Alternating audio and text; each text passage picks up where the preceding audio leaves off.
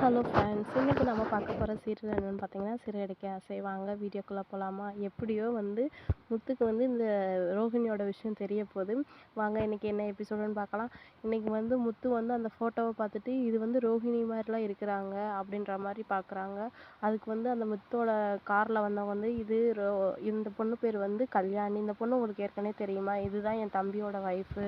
இவங்க இப்போ கூப்பிட்டாலும் எங்கள் கூட வர மாட்டேங்கிறாங்க. அதனால தான் நான் சென்னைக்கே வந்தேன் அப்படின்ற மாதிரி சொல்கிறாங்க. இவங்க பேர் அப்படின்னு இவங்க பேர் கல்யாணி. இவங்களுக்கு ஒரு பையன் இருக்குது, அவன் பேர் கிருஷ்ணன்ற மாதிரி சொல்கிறாங்க. முத்துக்கு இதை கேட்டு எல்லாமே அதிர்ச்சியாக இருக்குது. மீனா ஒரு பக்கம் வார்னிங் பண்ணுறாங்க, நீ இன்னும் ஒரு வாரத்துக்குள்ளே வீட்டில் உண்மையை சொல்லலாட்டி நானே சொல்லிடுவேன் அப்படின்ற மாதிரி. சரி நான் சொல்கிறேன் அப்படின்ற மாதிரி ரோஹிணி சொல்கிறாங்க. உடனே முத்து இந்த விஷயம் தெரிஞ்சனேவே வேகமாக வீட்டுக்கு போகிறாங்க. சரிங்க சார், நீங்கள் பார்த்துட்டு என்னென்னு எனக்கு கால் பண்ணுங்கள், நானே உங்களை பிக் பண்ணிக்கிறேன் அப்படின்ற மாதிரி சொல்லிட்டு போயிடுறாங்க. சரிங்க அப்படின்ட்டு போகிறாங்க. இந்த காப்பி மட்டும் ஒன்று எடுத்துக்கிறவா, இவங்களை நான் எங்கேயாவது பார்த்தா நான் இவங்ககிட்ட பேசுகிறேன் அப்படின்ட்டு சொல்லி முத்து அந்த ஃபோட்டோவை எடுத்துகிட்டு போகிறாரு. எடுத்துகிட்டு போனே போய் அப்பா அப்பா நினை எல்லாருமே இங்கே வாங்க அப்படின்றாங்க. எதுக்குள்ள அப்படி கத்துற அப்படின்னு நினைவு. இந்த பார்லர் அம்மா என்ன வேலை செஞ்சுருக்காங்க, இந்த பார்லர் அம்மாவுக்கு ஆல்ரெடி கல்யாணம் ஆகிருக்கு, அது பையனும் இருக்கான் ரவி. எல்லாருமே என்ன சொல்கிறாங்க, என்னடா சொல்கிறா அப்படின்னு நினைவோ.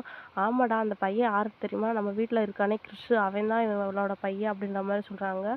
என்னடா சொல்கிறா அப்படின்னு எல்லாம் அதிர்ச்சியாக சொல்கிறாங்க. உடனே விஜயா முத்து சொல்கிறதெல்லாம் உண்மையா அப்படின்ற மாதிரி ரோஹிணியை பார்த்து கேட்குறாங்க. சொல்லு ரோஹிணி, அவன் சொல்கிறதெல்லாம் உண்மையா அப்படின்னு.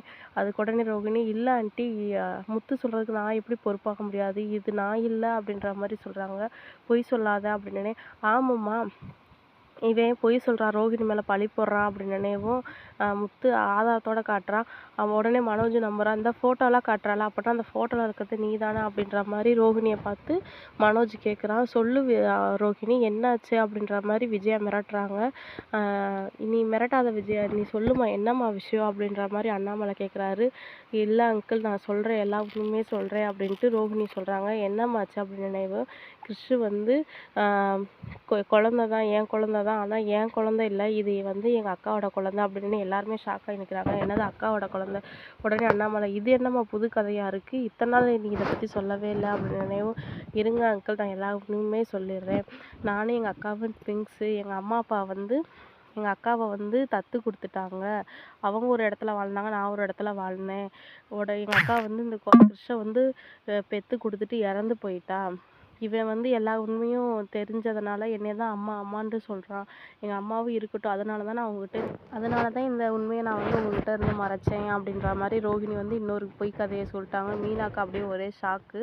இன்றைக்கி எபிசோடு இதோட முடிக்கிறாங்க. நாளைக்கு என்ன எபிசோடுன்னு பார்க்கலாம். அதுக்கு முன்னாடி நம்ம சேனல் பிடிச்சிருந்தா லைக் பண்ணுங்கள், ஷேர் பண்ணுங்கள், சேனலை சப்ஸ்கிரைப் பண்ணி வச்சுக்கோங்க. பாய்.